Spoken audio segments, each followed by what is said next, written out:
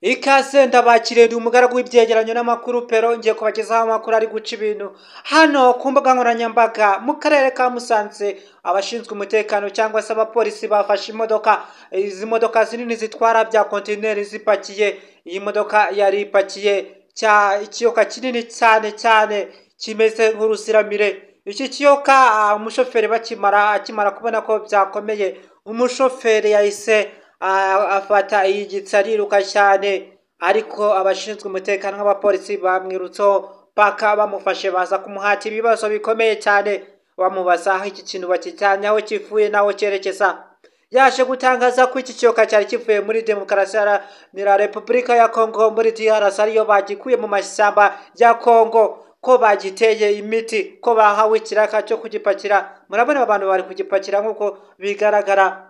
Nyuma yo kugikuramo ngo bari bacyerekeje mu Buganda niho bari bacyerekeje, ngo bagombaga kukigezayo noneho bakagipakiza indege ikacyerekeza muri Afurika y'Amajyepfo.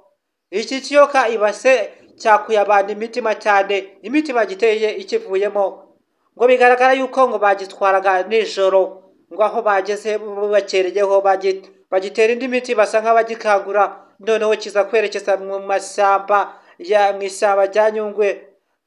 ishyamba rya Nyungwe hafi ya parike, nibwo cyatangiraga kugenda. Noneho baje kugenda bakirinda ko bagombaga kugipakira mu rukerera, bwabakereho bakiri kugipakira iki kiyoka nibwo baje gufatwa.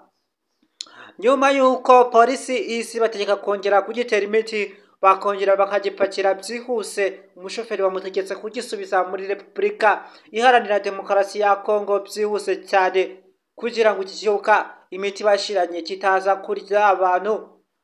Byihuse ahise ajya akasa imodoka, niko bamutegetse ko agomba kugisubizayo. Ndaza kubagezaho amakuru, ese iki kiyoka cyagezeyo. Ese mu Buganda bacuruza inzoka cyangwa se muri Afurika y'Amajyepfo iki kintu barakirya? Uburyo kingana, reba ibiro gipimye, ni kinini cyane.